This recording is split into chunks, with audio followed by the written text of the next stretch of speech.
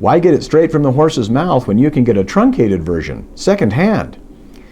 When a custody evaluator and/or private guardian ad litem is or are appointed in a divorce case in Utah, in which custody and parent time of the minor children is disputed, they usually interview the children who are the subject of the custody and parent time dispute, and then they make observations and recommendations regarding what the custody and parent time awards should be, based in part on those interviews. But they never record their interviews with the children. Instead, every custody evaluator, except one that I know, and every PGAL, that's private guardian ad litem, that I know, wants us to believe, as opposed to knowing, based upon an objectively verifiable recording, that 1, they did in fact speak with the children, although there's no evidence of that. 2, what the custody evaluators and PGALs report secondhand and in summary fashion actually and accurately reflects what was and was not asked of the children, and what the children said and did not say in response. And 3, that the custody evaluators and/or PGAL's assessment of the children's credibility, assuming, not knowing, that the children were interviewed in the first place, and that what the children allegedly said is in fact what the children said, is correct. Such a policy is incongruous with the way any other witness account is presented to a court. Courts claim they need to know the child's, quote, intent, whatever that means in the context of a child custody dispute, and desires, close quote. That's from the guardian ad litem statute in the Utah Code. Yet the court goes out of its way to ensure that what we get from custody evaluators and/or PGALs, not just second-hand accounts of the child's purported statements, but summary second-hand accounts of the child's purported statements, is what we end up getting. Then, on the basis of the purported second-hand summary accounts, the non-witness PGAL, quote, makes a recommendation regarding the best interest of the minor, close quote, by ostensibly, quote, disclosing the factors that form the basis of the recommendation, close quote, when the purported factors have, not necessarily, but by design, no less, have no objectively verifiable basis in the child's testimony because there is no testimony, or at least no record of that testimony. Such a take my unrecorded, unverifiable, second-hand word for it process elevates faith over fact, and needlessly.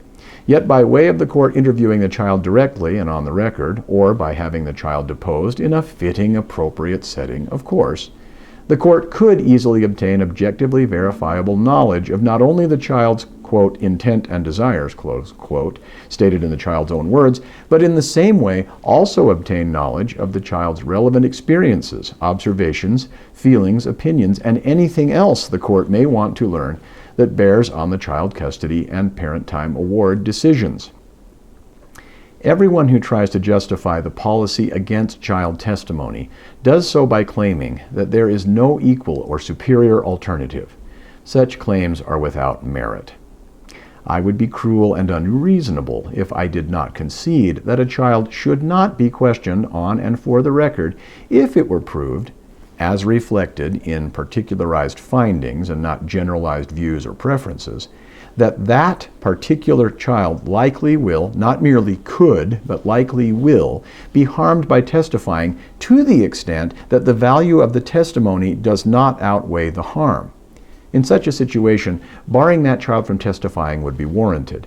But when avoiding the subject altogether is worse for the child than confronting it, questioning the child on the record for the child's sake is only right, for the sake of the truth and fact-finding processes as well. It is cruel and unreasonable to silence the child that way. Many children are not only willing to testify to the facts bearing upon the child custody and parent time awards, they want to testify to them. They want to be heard, even when it may be unpleasant to address the topics. Regardless of how eager children may or may not be to testify, they have the greatest stake in the child custody and parent time award outcomes. They deserve to be heard from, and in their own words, and fully in their own words. Who would or could credibly gainsay that?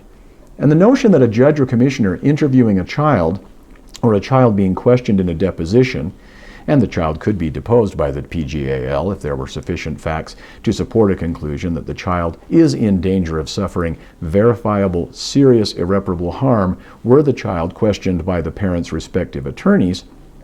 Well, that would, unless you can show that it would inherently cause a child unjustifiable harm, it's self-evidently false to claim that courts and commissioners can't, or even lawyers can't, interview kids. I have personal experience with children testifying for the record in child custody and parent time proceedings without incident. I, and others who have the same experience actually deposing a child, know that it is not inherently harmful to every child who is old enough to testify competently. Second, children regularly testify in proceedings substantively indistinguishable from divorce or parentage or child custody and parent time proceedings. For example, contested child abuse, neglect, or dependency cases, contested petitions for termination of parental rights cases, and contested adoption and guardianship cases. This is proof that child testimony, though it may be frightening or saddening for some children or something they may wish to avoid, is not universally catastrophic for all or even most children who are old enough to testify competently. Thus, the assertion that judges, domestic relations commissioners, and lawyers cannot competently question a child in a divorce-based child custody and parent time dispute unless they are specially trained as PGALs is without merit, especially when the special training can be obtained in a matter of a few days' time. Such a claim is invalid on its face. If one need not be specifically trained to question a child in a contested child abuse, neglect, or dependency case, or a contested petition for termination of parental rights case, or a contested adoption or guardianship case, one need not be specially trained as a PGAL to question a child competently and with due sensitivity. That's obvious. My biggest worry, among many, about the way custody evaluations and PGAL appointments work in Utah is when custody evaluators and PGALs, who can, by recording child interviews, easily provide the parents and the court with an objective way of verifying whether the children were interviewed, how well or how poorly they were interviewed, what they were asked and not asked, and what they said or did not say in response, refuse to do so.